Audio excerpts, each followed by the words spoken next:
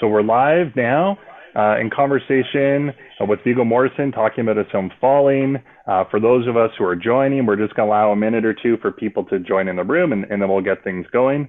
And for those of you who can stay for the whole time, that's amazing, but this will be recorded and shared out on Mongrel's social media channels following the discussion. So thanks for taking some time on your Saturday afternoon. Give us a few moments and we'll get things started, but we thank you for joining us and we're excited to chat with Viggo about the great film that released yesterday and Canada is now playing in multiple channels. We'll talk to that shortly, but thank you very much for joining us and give us a few moments and we'll get things going.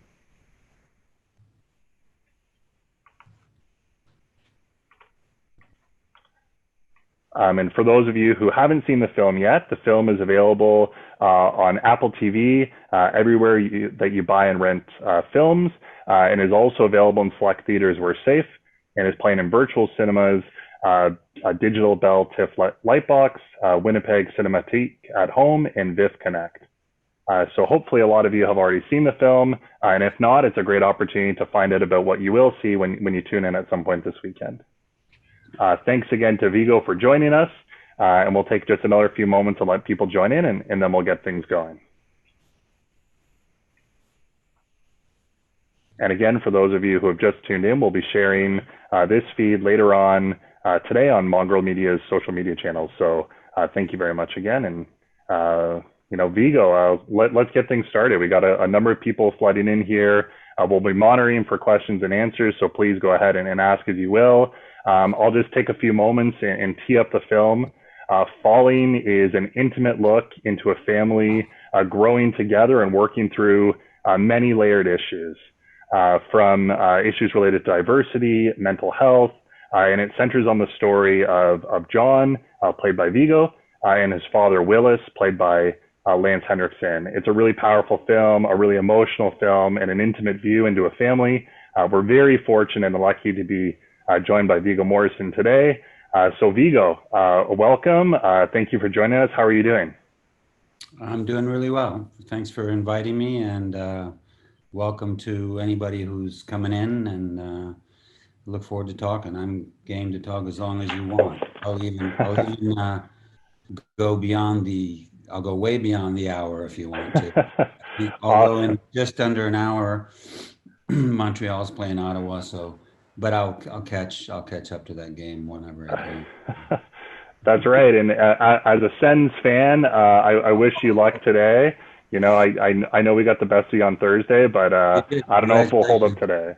Yeah, you guys are at the bottom, and we were hoping that last Thursday we'd make the move on Toronto to get up to the top, but it didn't happen. So today is another day. We'll see what happens. That's right. Luck to your team. That's right. Good game. Thank you very much. So again, thanks for joining us. How are you doing, Viggo? How are things? I know it's a strange question to ask in a strange time, but how are you holding up, and how is life for you right now? I'm doing well. As you can see, I'm healthy, so I feel fortunate. There's a lot of people that aren't.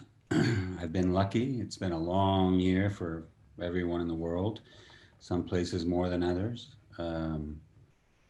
Where I am, fortunately, like in Canada, maybe not so much in the United States, we've had consistent, fairly clear messages from the people in charge of the government as to wearing masks and social distancing. There hasn't been any of this, COVID's a hoax, or it's going away in a week, we're rounding the corner, all this kind of nonsense, and you don't have to wear masks, and it's, not very, I don't know, the politicization of masks and saying that it's not a very manly thing to do and all that nonsense, which has been very destructive. So it's good. Although I have to say, people, telephone. Anyway, no problem. Not going to answer that. One thing that was a problem here, as well as in North America, was that not enough people heeded the call to sacrifice a little bit during Christmas and not travel as much as they did, especially in the United States. Right. I guess it happened to some degree in Canada too. And so there was a second wave that was very predictable because people didn't listen, didn't realize that it's not just about you, it's about everybody. And so hopefully, Easter's a big deal here, and that's coming up. So I hope people will have learned from what happened at Christmas time. In the United States, it was a double whammy. There was triple whammy. You had government not really being clear about how important it was to be extra careful. So people didn't heed the call in Thanksgiving to not travel unless it was absolutely unavoidably necessary. Same thing Christmas. And so I don't know. Overall, I mean, I feel all right about it. It's been a Yeah. strange time. It's a very difficult time we finished editing the movie just before the pandemic, and we were all set Yes. to go. In fact, we went to Sundance and got these great trade reviews from the Hollywood Reporter, Variety, a bunch of, legitimate critics, and it was a great start. Audience reactions were fabulous there, great Q&A sessions, with the audiences. And I was very hopeful. And then right on the heels of that, we were invited to we were made part of the official competition selection for Cannes, which is incredible for any movie. Even if it's your 20th movie as a director, it's a great honor. Of course, yeah. Most important, probably festival in the world.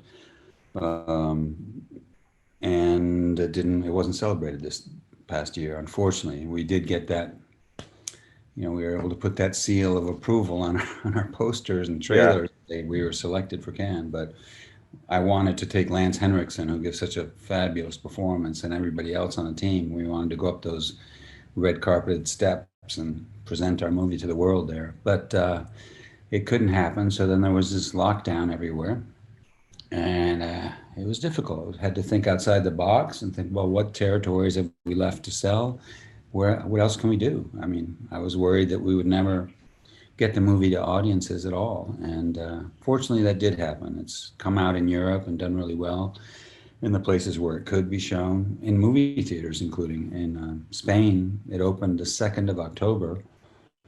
And now, more than 4 months later, it's still in some movie theaters. It was like the independent hit in Spain. And that was not with posters on buses and subways and, all over the place, because it wasn't that kind of distribution company. They didn't have that kind of budget.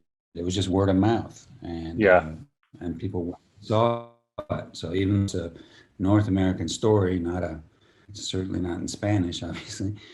People really got it. There's something universally applicable about the story, about this family, about the communication problems they have, and so forth. Obviously, dementia is something that a lot of families suffer.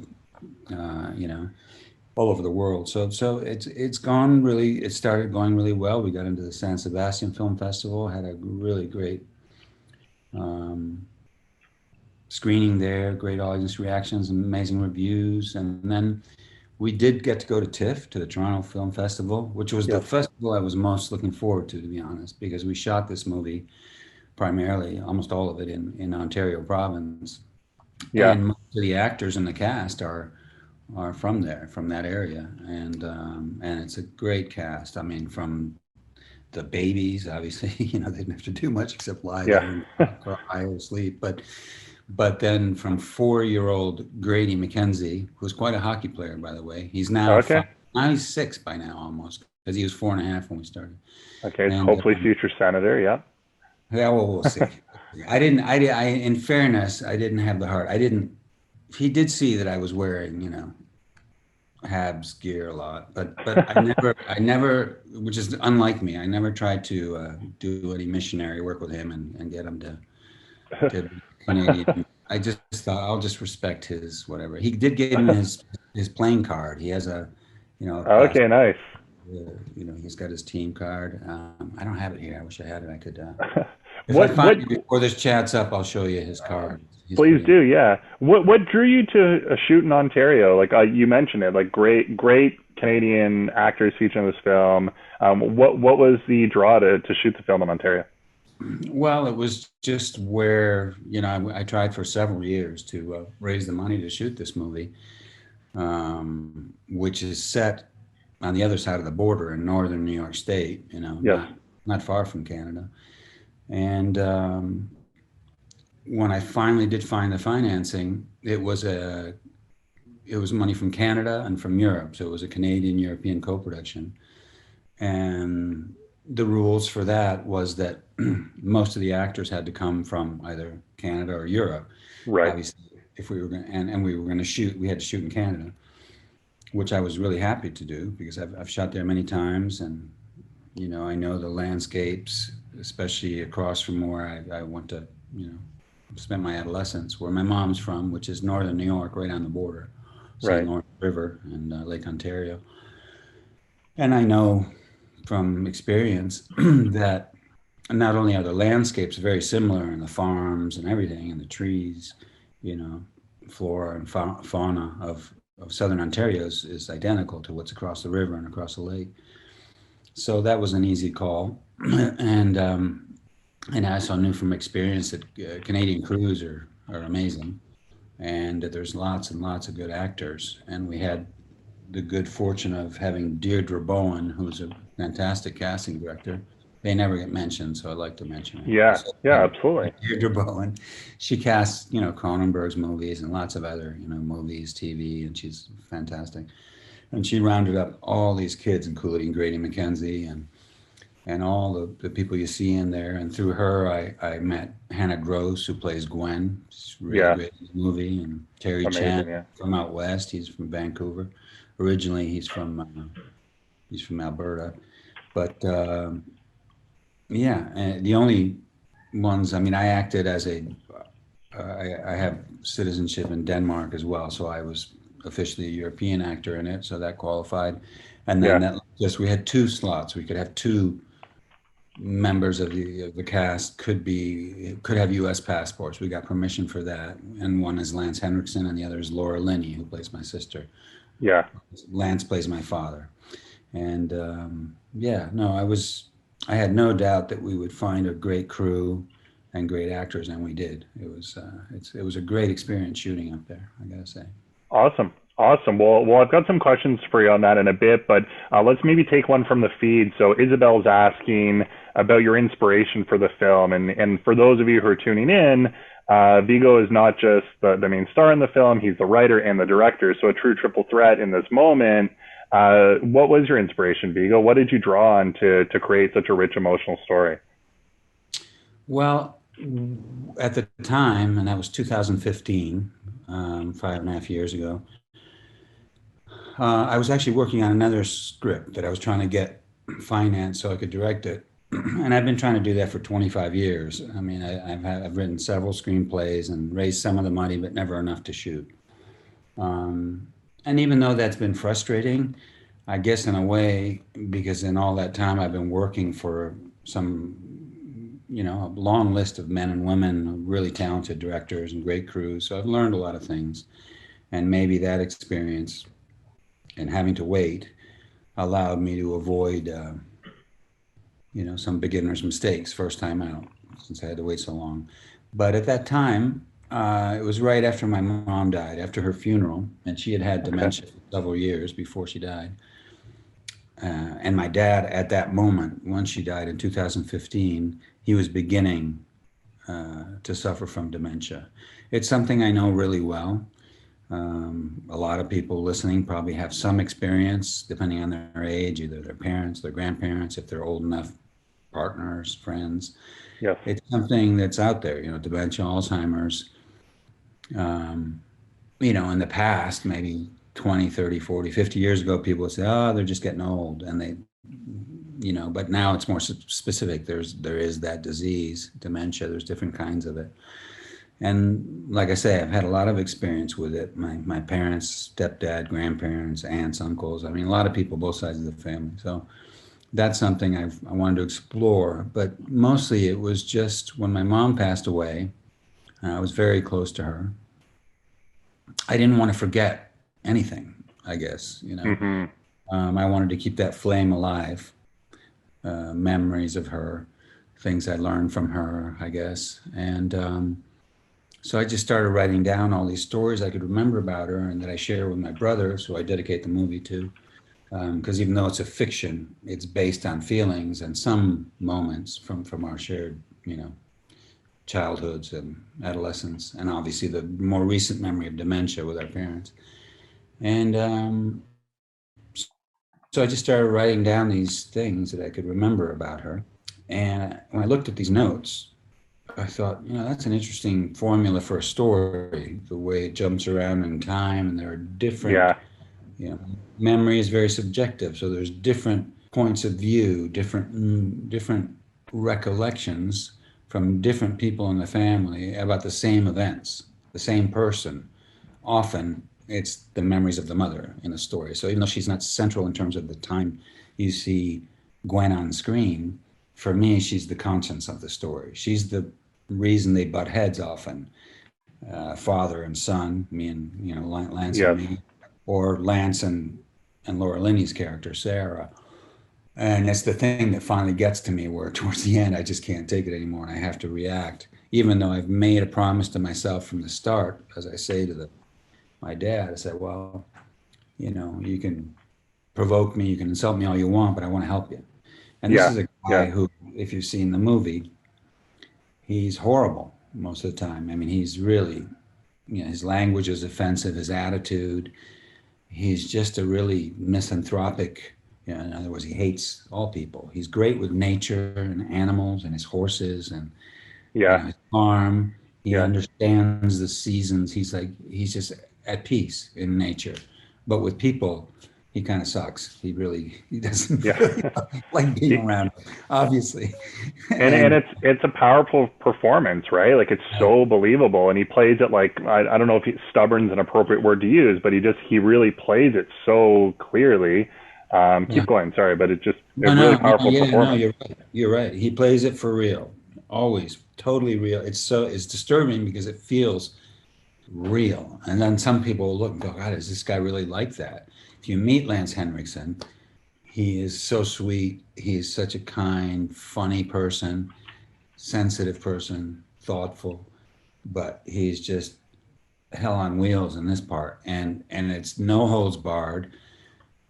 He always would say to me, it was just this phrase he would say to me all the time, don't let me get caught acting. Whatever happens, it's got to be real. I want to live it. I don't want to get caught acting. If I ever do anything that even smells close to fake, you got to stop me. And right away I said, I don't think I'll have to, because you seem to approach everything this way.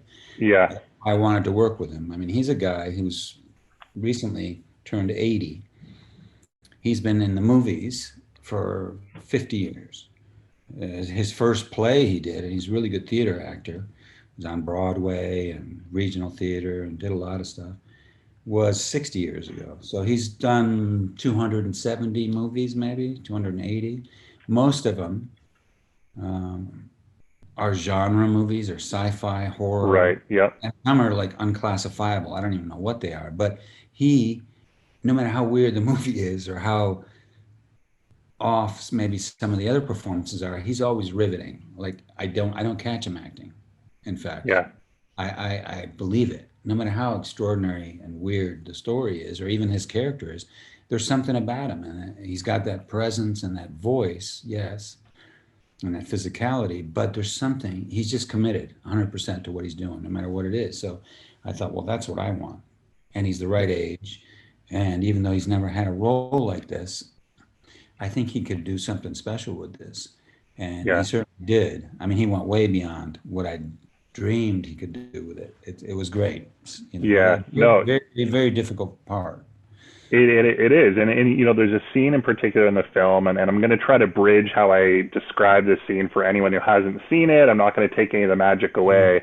But for those of you who have, you'll know what I'm talking about, where the extended family comes together for a meal with their father. So yourself and Laura Linney, who plays your sister, and your collective families around a dining table, and what should be a beautiful, enjoyable gathering. And, Wallace, played by Lance, really just unfortunately gets worked up and just starts really picking on people. And it's this truly real, uncomfortable moment. Shit. You know what that is? I'm going to answer it, but I'm going to explain it. This is his new toy. This is actually Lance Henriksen. You'll hear his voice. Hang on. Okay. Hey, Lance. How you doing, buddy? Hey, good morning. I was just talking about you. Guess with who? With a whole bunch of people that I can't see in Canada and the United States. And I wish they could see you right now. But you want to say anything to all these people? They can hear you, I think. Yeah, we can hear you, Lance. Welcome. You're live with a number of fans of the film Falling. Congratulations, beautiful performance. You're live across Canada, the U.S., and frankly the world. Welcome, buddy. I miss Canada. I miss you guys. Yeah, Lance was just. You were just telling me. Remember last night we were talking about that, about the shoot. We talk a lot on Skype, Lance and I, and okay. I never know when it might ring, and he never knows when I might ring. So you caught me right in the middle of an interview, but it's perfect, actually. I'm okay if you guys are. Of course. Remember last night we were talking about Canada, and you were talking about how it was to shoot there and how the crew was and all that. Remember that? Oh, yeah. I love Canada. I really do. I've worked there a lot. I mean, I did a Millennium for 3 years up there, and I felt like I might, like absorb some of the good manners. Didn't happen, did it? That's very kind of you to say that, Lance. No, I mean it, really do. So how are you guys doing? Has the weather gotten any better, or is it a little rough? You know what? It's quite cold here right now, but I think most of us are indoors most of the day, so we're dealing with it. It's frankly been a mild Canadian winter, and we're hanging in there. A little bit of snow. It looks beautiful. I'll bet. What are you up to, Lance? Did you just go have breakfast? It looks like you got a coffee there. Yeah, I got a coffee. I got my coffee. And what are you going to be doing today? You're going to go down into the shop and do any ceramics? No, my whole obsession is reading reviews. I can't believe how many there are. I'm pouring in now. Are there any good ones? All good. There's one crappy one, but I deleted it right away. I just didn't want to finish it. That's a good plan. Yeah, exactly. Wow. Do you have anything you want to contribute? Do you want to say or to the viewers, or do you guys have a question? I have a question for you, Lance. We were actually just talking about a scene in the film where you're gathered. The extended family of cast is gathered around the table and seated for what would have been a really nice, lovely mid-afternoon lunch, and things go off the rails a bit. That's a really raw moment where your character is being quite critical, and it's uncomfortable because of how real it felt. I think a lot of people who've seen the film would want to know, how do you go there? Like, how do you tap into that moment? And it just felt so real. So what's your process? How did you channel that emotion? Well, I really, honestly, by the time we shot that, we had already done most of the movie, and it was Willis is just hurting. I mean, I really think that a lot, and when I get hurt, I always kind of say it and let it happen. Let it. I don't go that far. I mean, especially. Really upsetting children. I don't like to do that. I mean, that's not my nature at all. And, so I was in a vortex of kind of confusion, anger, and there's another element too that happens when you have to do a scene like that. Yeah. That is, you have to be truthful. Mm-hmm. You can't fake it. There's no faking it. And Viggo had written such a strong set of rails for this movie that it carries you to a degree, and then you have to go with it until it's done. And everyone at that table, I liked. Me, Lance, I liked them. Who's that? That's you, buddy. I just took a picture. They can't see you. Wait, if you want to look at the Hang on. Look at the, your camera, and I'll get a Yeah. picture of you, and then people can see it. Hang on. Boy. Okay. Oh, hang on. Wait a minute. Welcome to 2020, 2021, right? I'm a jollier person, believe Okay. me. Now give me the scary Willis look. Okay. So we got that. That's this. Oh boy, yeah. That guy looks like he just got out of prison. And that's the other one. That's the real Lance.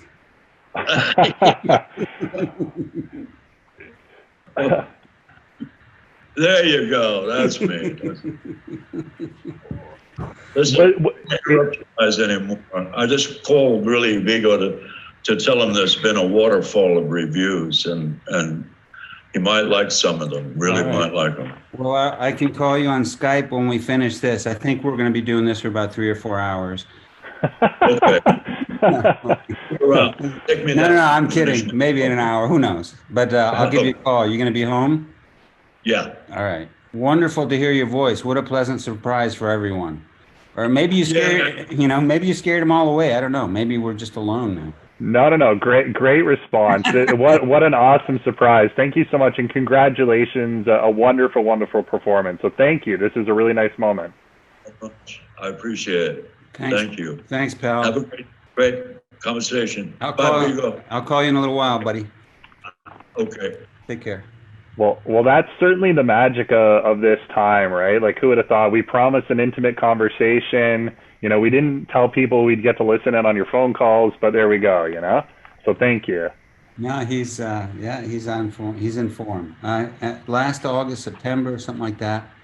Just because of the pandemic, I said to Lance, it's not going to be like it was at Sundance or like we hoped it would be at Cannes and all these places. It's going to be Toronto Film Festival. We're not going to be able to go, but we're going to do these things via Zoom and Skype, and we're going to have press conferences and Q&As, and we're going to connect with the public. And he says, "What's that?"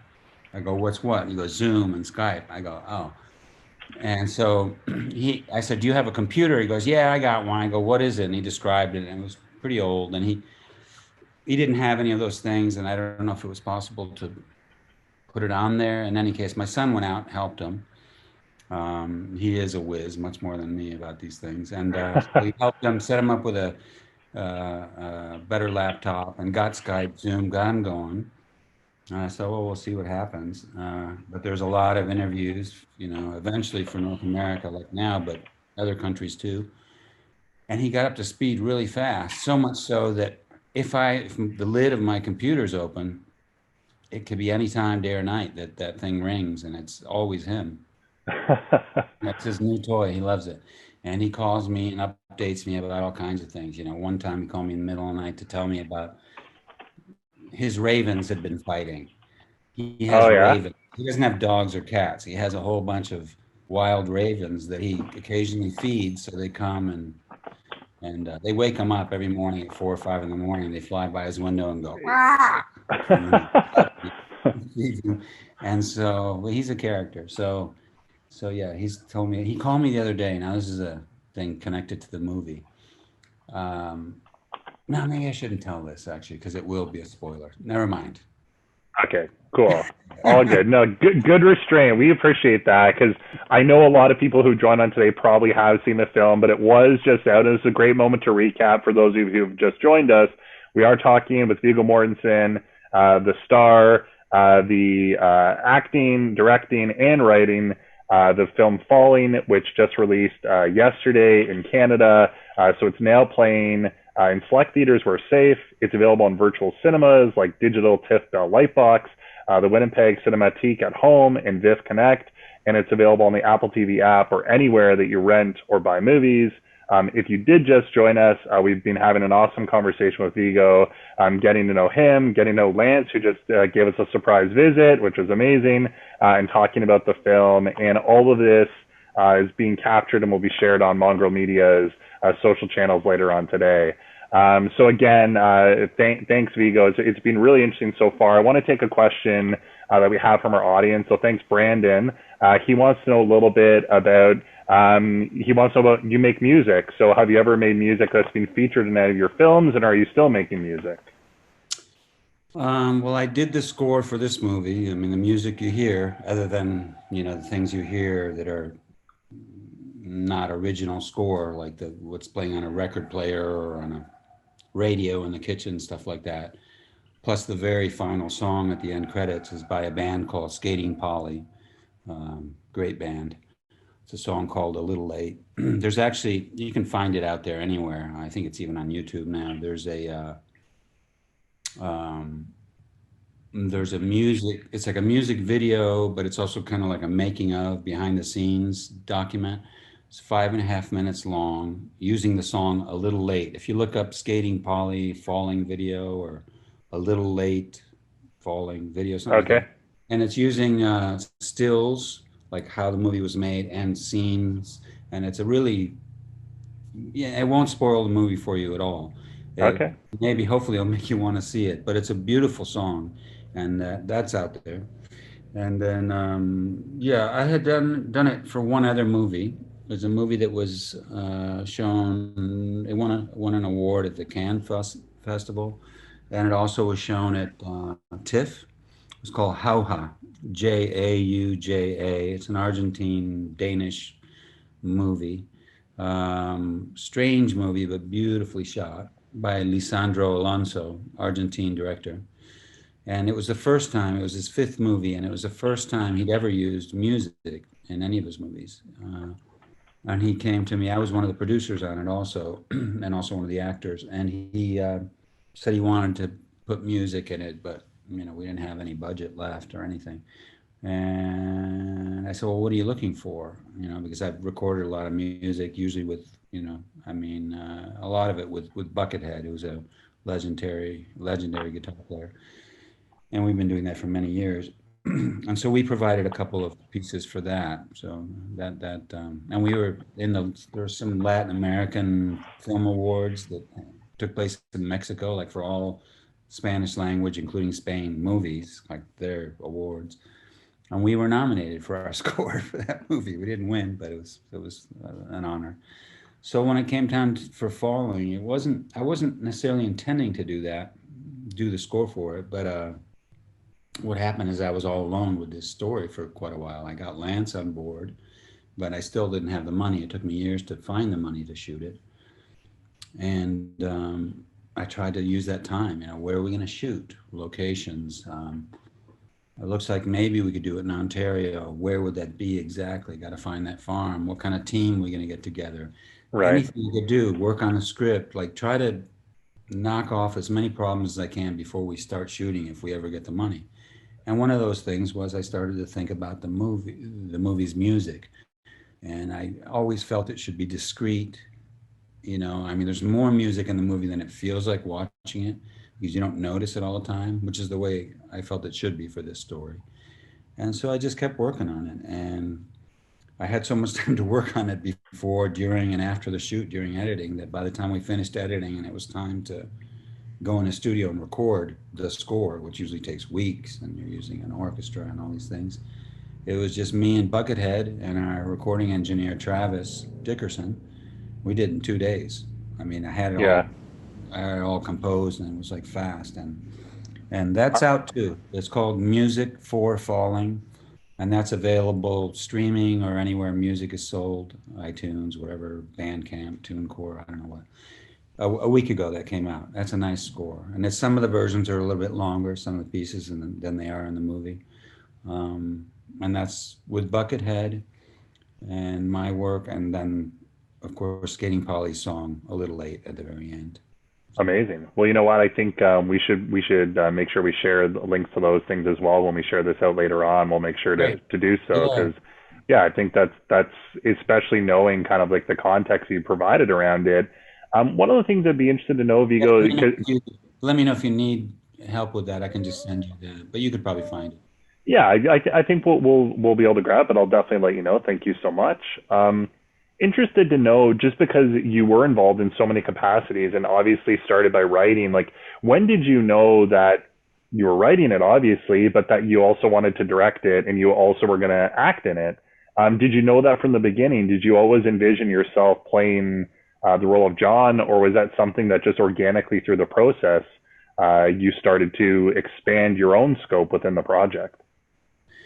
Well, I was always going to direct it. That was what I wanted to do. That was the most important thing to me, other than writing it. But I did not intend to act in it. I figured I had enough to do, just trying to, as a producer, find the financing, and hire crew and cast and direct it, work on the screenplay. That was enough to do. But after failing the first go round and having failed many times with screenplays before, I thought, okay, I'm going to see if I act in it, maybe that'll help just attract just enough financing that we can actually start shooting, and then keep trying to find the rest so we can finish shooting. And that is what happened. So it wasn't my intention at first, but as much as I was nervous about it, that it would be too much of a distraction or too much of a workload, it actually worked out all right. And the main reason for that is that we prepared really well, which is what I learned from great directors like David Cronenberg. You can never prepare too much or too early for a shoot. Like, use that time while you're waiting, while you're frustrated, and just turn over every stone and preparing, researching, finding your team, and just being ready to go. So we were ready to go and had a plan for each day, which took that pressure off. And acting in this movie, because most of my work is with Lance's character, I play his son in the story. He plays my father. His name is Willis Peterson, and I'm John Peterson. It was like we'd gotten to know each other those years waiting for the movie to be shot, to find the money for it, that we got to know each other so well and got to work on the script together so much. It was just a continuation of that relationship. So I wasn't just directing him and trying to create a good atmosphere in which he could relax and do his best work. I was actually in the thick of it with him on an equal level. As actors, we were trying to together solve problems and overcome obstacles in some scenes that are pretty long and emotionally demanding. Like the scene that you talked about out at the table. That's a long scene. That's almost like a play. You don't see that in movies so much these days, but it's a scene that's crucial for getting to know a little bit more about this family and the dynamics between the father-son and the father-daughter, played by Laura Linney. That's where she's introduced, and she's amazing in that scene. So yeah, no, it worked out. But I had not intended to do it at first, no. And you mentioned David Cronenberg, obviously a very celebrated director, has a brief cameo in the film as well. And curious to know, are there other directors or writers that you worked with in the past or that you admire that as you're going through the process that you were workshopping with or that you look to as a source of inspiration? There were quite a few. I mean, I mentioned Lisandro Alonso from that movie How Ha. He's very different than David Cronenberg, or Jane Campion from New Zealand, very different. I've worked with a lot of women and men from different parts of the world with different backgrounds culturally, different kinds of formations as directors, as storytellers. But the one consistent thing, a couple of consistent things that were really valuable were, one, what I mentioned, which is the preparation. And the other, maybe the most important, is communication. How you communicate with your crew and your cast. And what I said to the cast and crew the very first day of shooting, first week in March, and I was fortunate there was snow. I fallen the night before, and we needed snow, even though it was kind of late in the winter. It was a bit of a gamble, but it worked. Yeah. Standing outside, it was, sunny day, but it was very cold, a bit windy. And I said, all right, well, hopefully we're going to do this together, but I mean really together, with everybody, pulling their weight and contributing whatever they can. And I just want you to know that I've learned from the best directors I've worked with that a good idea can come from any one of you at any time, from anybody here. And yes, we have prepared this shoot really well. I know what I want to accomplish every day. I know how I want to approach shooting each scene. We're all ready. But that doesn't mean that there's not a better way to do something in each scene. And so please don't hesitate to come forward, no matter who you are, and make your suggestion or ask your question. Don't do it tomorrow. about today's work, because it'll be too late. We can't go back and do it over. So just, please participate as much as you feel like it. I'm never going to take it as a threat, like you're undermining my authority or I'm losing control of the movie. It's like, no, this is a team sport, ideally, when you make movies. So, and it turned out that people did that and they got really involved. And because the first week we actually had to do some, because of the requirements of the locations and having snow actually seen outside the windows, we shot some difficult scenes right away, including there's a very tough scene between the father and son towards the end of the movie where, all hell breaks loose, where there's been this tension throughout the story where the son is trying to take care of this old man who's his father, who's at the beginning stages of dementia. And the father is really ornery. He's a very difficult person to deal with. He's irascible. I mean, anything bad you can think that anybody could come up with saying, racist, homophobic, misogynistic, just basically anti-human beings, he'll say it in this story. He just no holds barred. And so he's a difficult character to deal with. And I have clearly fought with him for decades, butted heads with him. But I say to him in one scene, I'm not going to fight with you anymore. I made myself a promise that I'm not going to get into another big blowout with you. You can insult me all you want, but I want to help you. Because what John has realized, my character, is that this guy needs help mentally and physically at this point in his life, whether he wants to admit it or not. Inside, he knows a little bit that he does. And I'm the only person that even has the slightest chance of being allowed to help him. But he won't allow me to help him if I fight back and we get into, another knockdown, drag out. And so I don't. So I kind of deflect. I try to just take it. I know I'm going to have to listen to a lot of crap if I want to help him. And I do for most of the movie. And it's excruciating sometimes. And for some viewers who maybe have not had experience with a difficult person like this or taking care of an older person, then I go, well, screw that. I don't have to put up with this. That's ridiculous. Why would anybody make a movie about this, etc.? And it's like, well, there are relationships like this, maybe not in every family, but it's very common. And in society, we've seen how polarized it's become lately, in North America, especially in the United States. People aren't talking. It's almost like another pandemic, the bad communication or no communication pandemic. Yeah. And it's like, it didn't always used to be this bad, but it is now. And it didn't always used to be that bad in the Peterson family, but it is now. So what are you going to do about it? You're going to walk away and everybody's in their own corner and they don't deal with each other? Nothing's going to advance very much that way in society or in this family.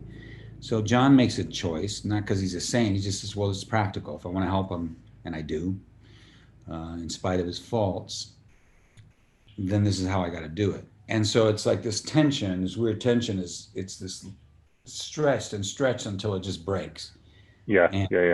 And then they just go at it. And so we shot that scene in the first few days, which was, initially I was thinking that's not ideal. I wish we could save it till the end of the movie when we really got to know each other and how we work together as a crew and as a cast, but that's just the way we had to do it. And it ended up being a good thing because it was so intense and so uncomfortable and so emotional that, when we finished, we were wrung out. And then Lance and I looked around and there were some crew members who were crying. They were really affected by what had just happened, what we've been doing. And maybe they had been for hours and we didn't notice it because we were just in it working. But there was this mood. There was a supportive mood vibe on the set. And then it just, once we finished, there was like this release. And everybody is so tight at that point that from then on, it was like that every day. It doesn't always happen to that degree, but in this case, in Falling's case, which I could have never guessed would happen. I mean, you hope something like that could happen. But it did, and it made us bond, and it made it for the actors, everybody, from 4-year-old Grady McKenzie all the way up to Lance Henriksen. Everybody felt supported, like we felt like we were playing on our home field or home ice, and everybody was with you, unconditionally. And that's a great feeling. It makes the work a lot easier, more fun. You take more chances, you go for it as an actor.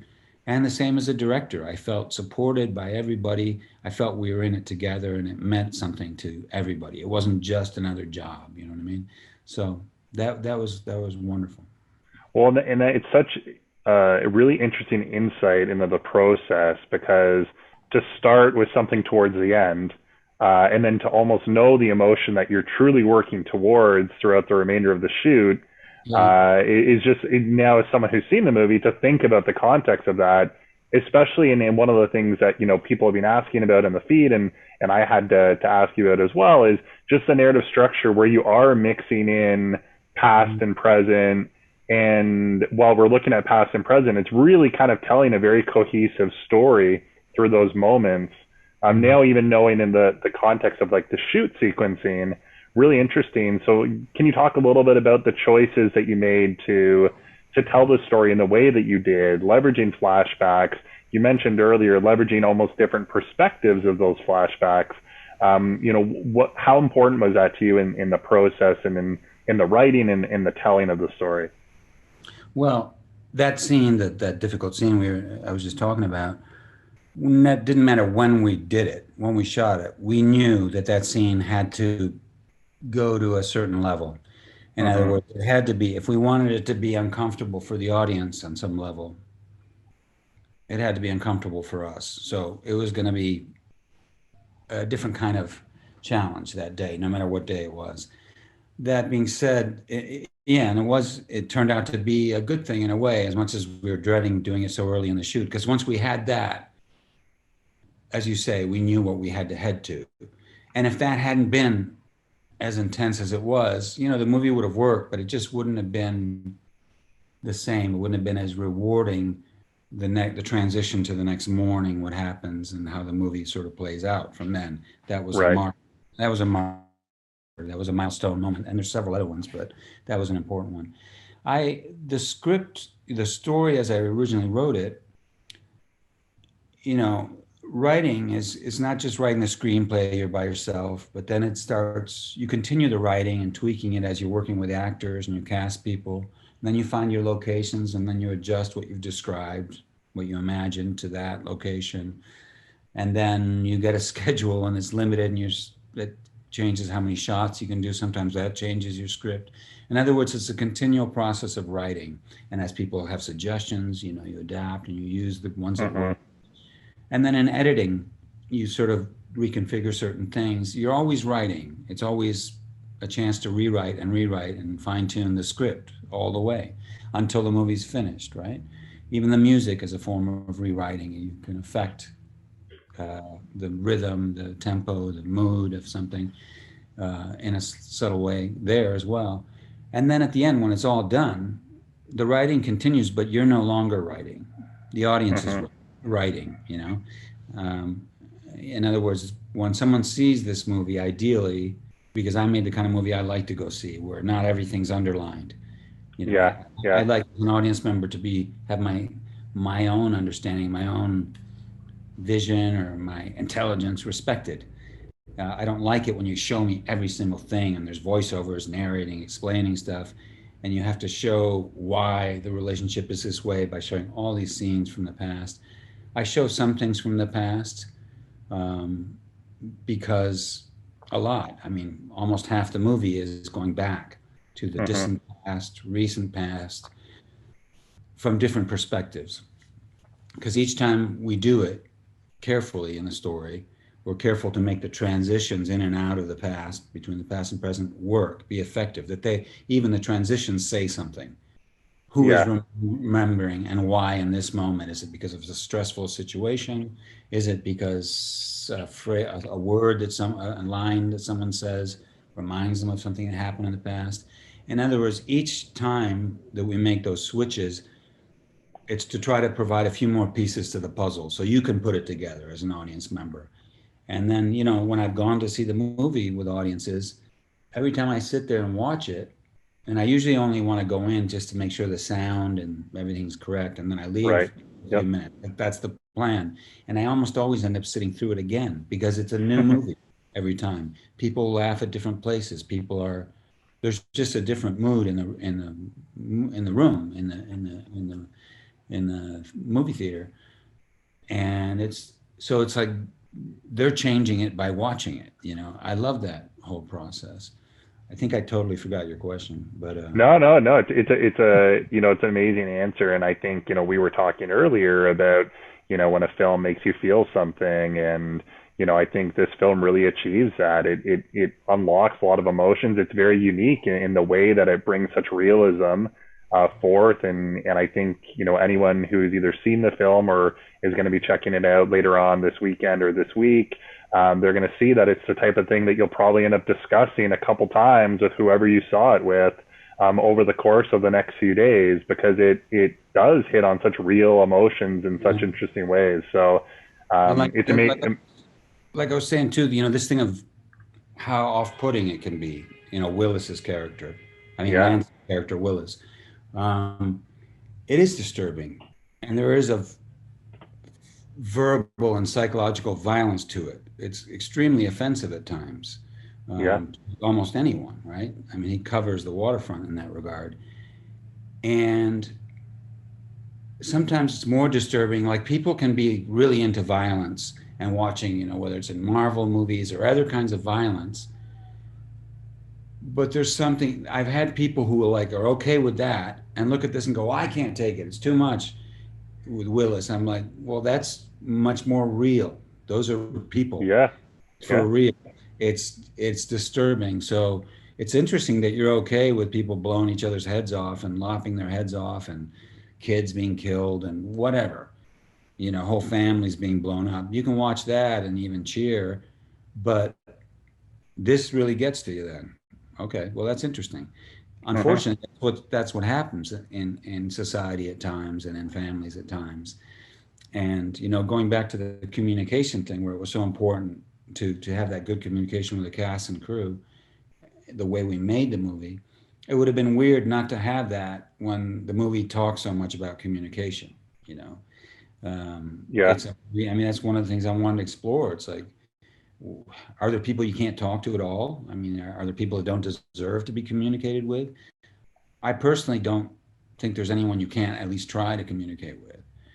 And one of the problems, like I say, it's like the other pandemic, as I say, communication problems we have right now in society is that in a lot of cases, people have just quit. It's like, I don't have to talk to those people because I don't agree with them, or they see the world in such a different way. It's nonsense. I'm not going to waste my time on it. Life's too short. And so you end up just hanging out with and talking to people you already agree with, looking for news and information that fits into what you already know and understand and are comfortable with, even though we have the means to communicate and learn anything we want about any subject now, any nation, any race, any religion, any moment of history, science, everything, nature. And yet we don't avail ourselves of that. It's like using a very small part of our brains, why not? And it's a problem. I think that we have to.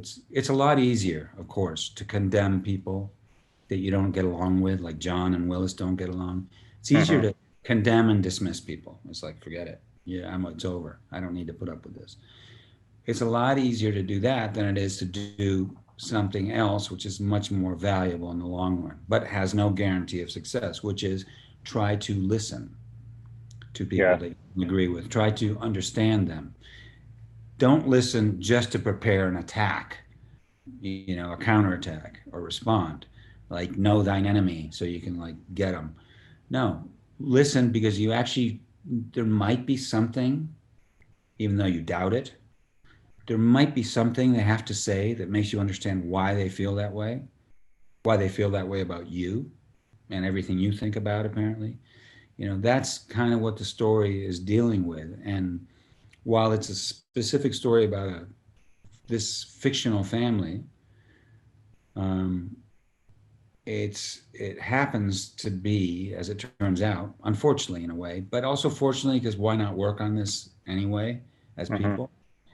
This movie's just come out now, yesterday, and at a time when it's at an all-time high or low, depending on how you look at it, the communication issue, the communication problem in our society. And it's like, it's not a movie that gives you answers. Well, this is what you do about that. It just poses questions. It shows a situation where communication is not working at all. And what do you do? Yeah, For and I'm sure. not telling anybody what they should do, but in the case of this story, someone decides to be as stubborn for personal reasons, for family reasons, for just humane reasons, with someone who's really difficult to deal with. They decide to be as stubborn about trying to communicate with that person and to find some little tiny patch of common ground, even if there's no guarantee that that's going to work, that there's going to be a moment of empathy. There might never be.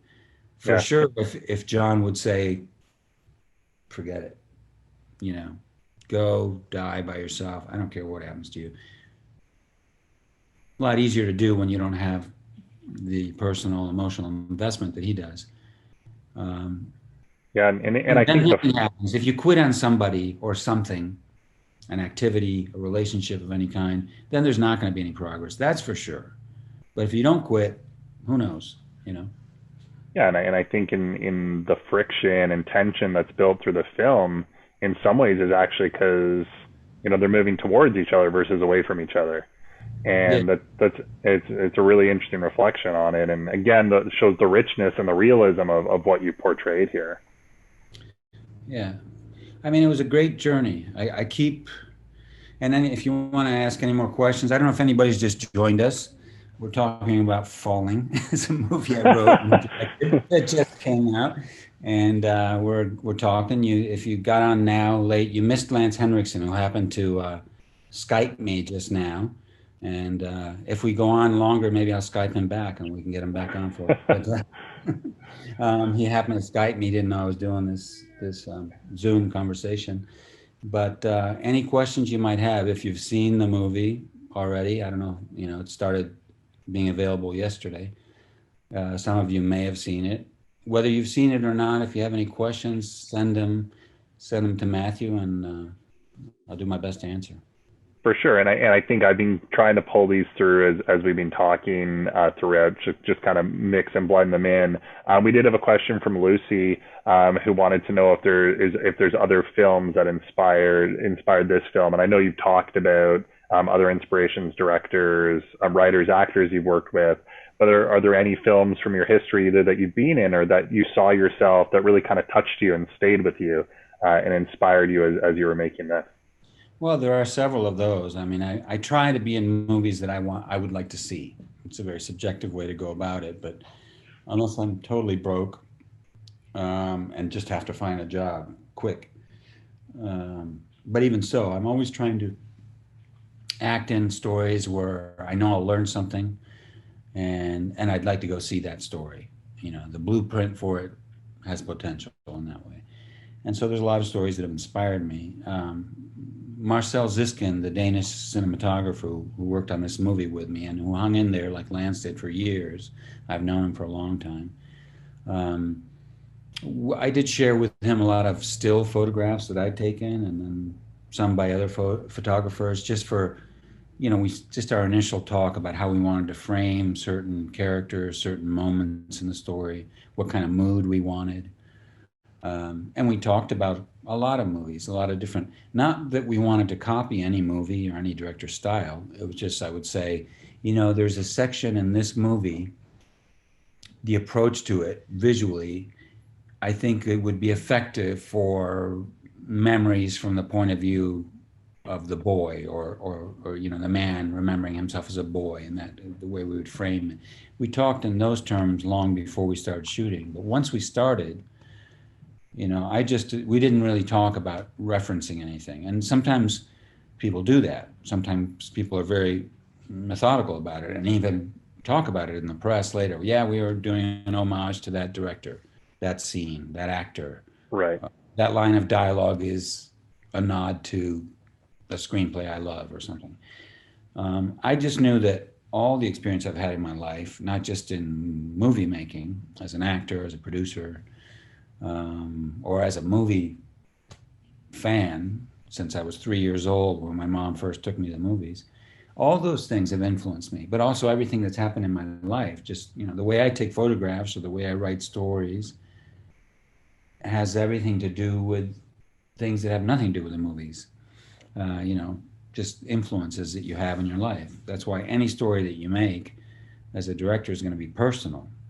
This one's obviously very personal because it's based on feelings I have, you know, from memories of my mother, my father, my upbringing, and so forth. Issues like dementia and so forth. But oh,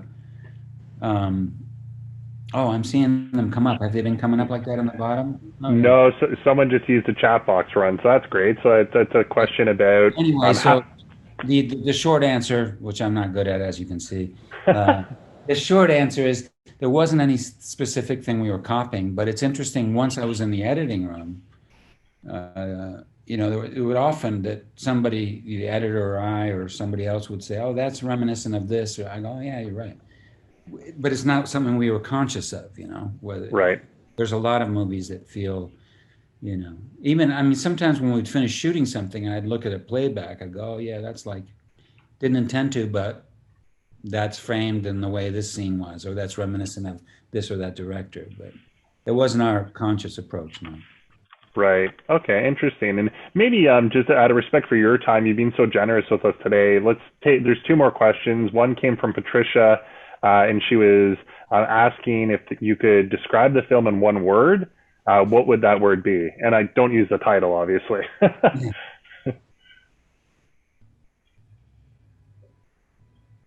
Communication. Yeah. Interesting. Amazing. And there was a question from Iris as well that came up in the feed, and she just asked about, you know, whether it's this film or others, what is your process as an actor for preparing yourself in a role?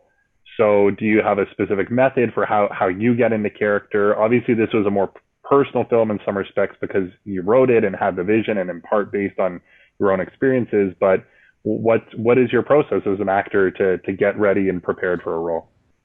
Well, every role is different. Every director is different. The best thing you can do as an actor is be flexible. You know, as a director too, I found you got to be flexible. Everybody's different. The actors are different. You have to learn to communicate with different people in different ways. But the one thing I always do, no matter what the job is, once I've committed to it, signed up, and know I have to prepare a role, is I just ask myself, what happened before page one? And that seems like a simple question, but you could spend, you know, infinity answering it if you had that time, which is, where was the person born? If it's not facts that you have, you make them up.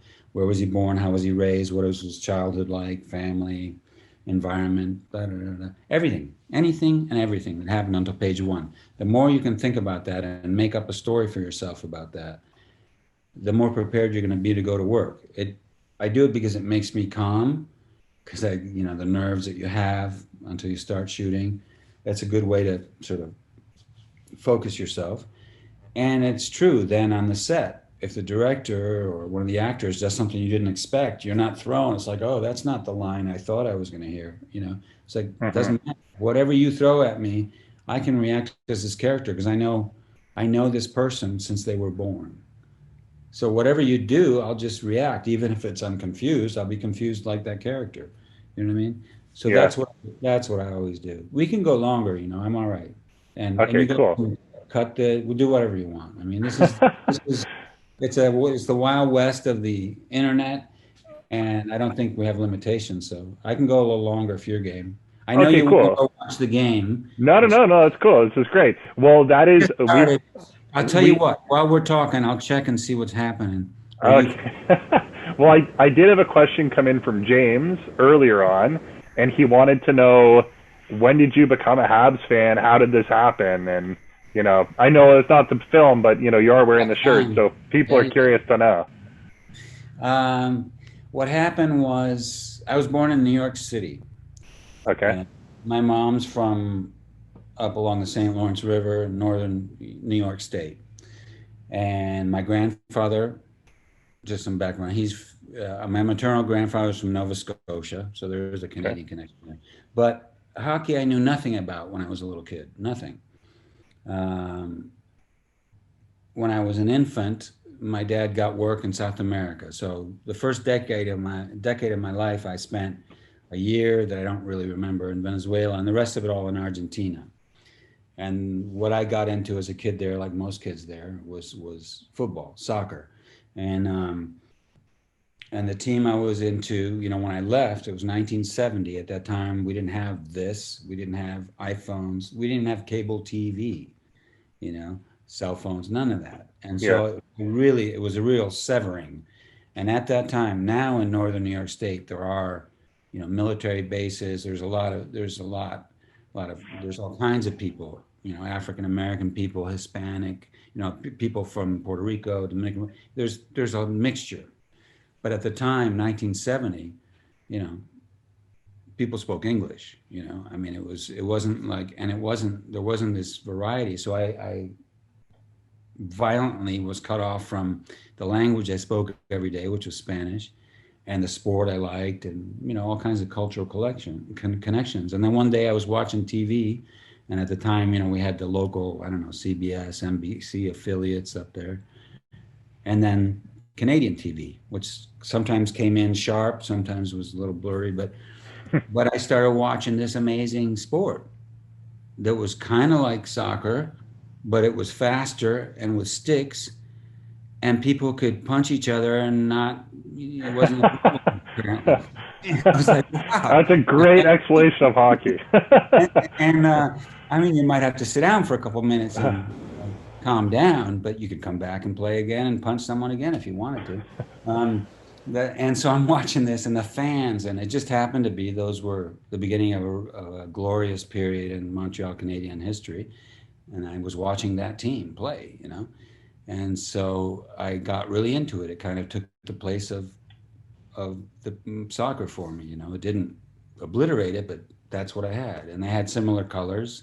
San Lorenzo, my team in Argentina, red and blue stripes, and Okay. so it didn't hurt. And the you know, particularly the French Canadian fans, who were pretty rabid at that time, and they're passionate, I should say. And I liked that. It reminded me of Argentina, I guess, in a way. And so I took an interest, and I would watch any game that was on. I would listen on the radio.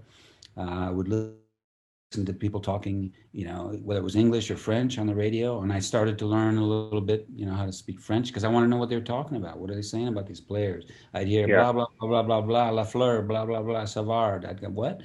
You know, and Ken Biden. And so I started learning, and yeah, so that's how it started. Amazing.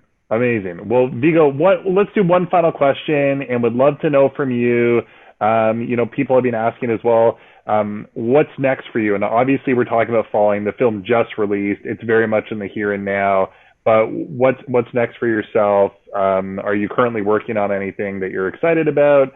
Are you really focused right now on promoting this film? But people are curious as to what's next. I am focused on this. It's become my life in a way, but that's okay. I really care about this story, and I know it's a difficult story, and I just want it to have a chance to be seen for various reasons. The primary one is what I've been talking about, this idea of communication. I think it's important, but I also think that Lance Henriksen, for example, everybody's in this movie. I mean, from Grady, Mackenzie, who's 4, up to Lance, everybody's, for this particular story, it's the ideal all-star cast. You know, all of them, all the kids that worked on this movie, and all the adults, they're amazing. And I want, you know, especially Lance Henriksen, I really want people to see what he did with an incredibly difficult role. I'm proud of him, and I think he deserves a lot of credit for what he's accomplished. Other than that, during the pandemic, I've been busy, and I've made contact, as maybe a lot of you out there have, with people I hadn't talked to for a long time. And I thought about this thing. I guess making the movie made me think about this. It's like, you know, life is short.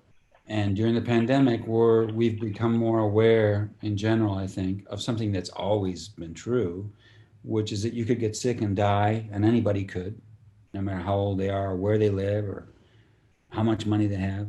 It could happen to any one of us at any time.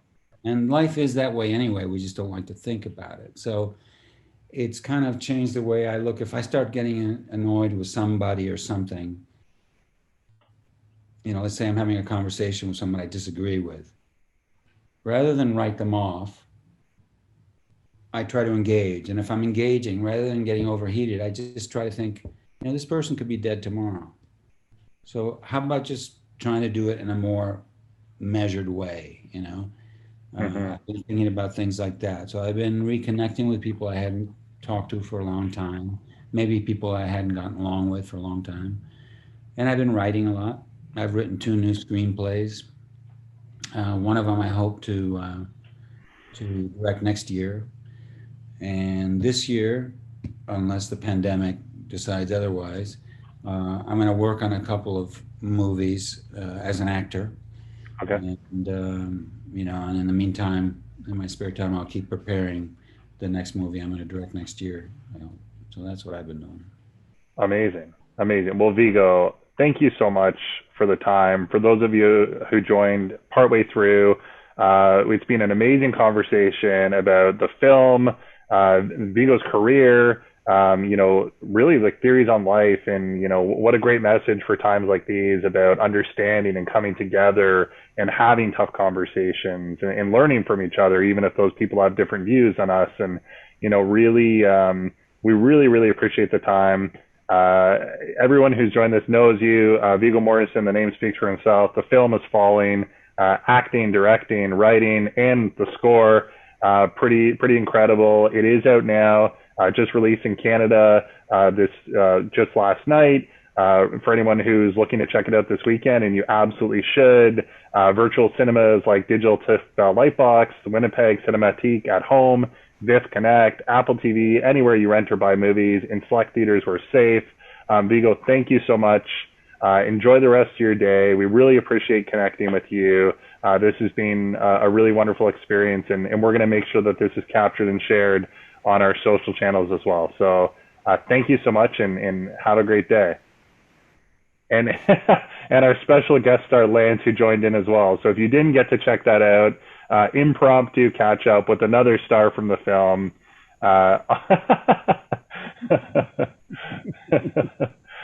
Thank you so much, Viggo. Have a great day. Best of luck to your Habs, but I'll be cheering for Ottawa.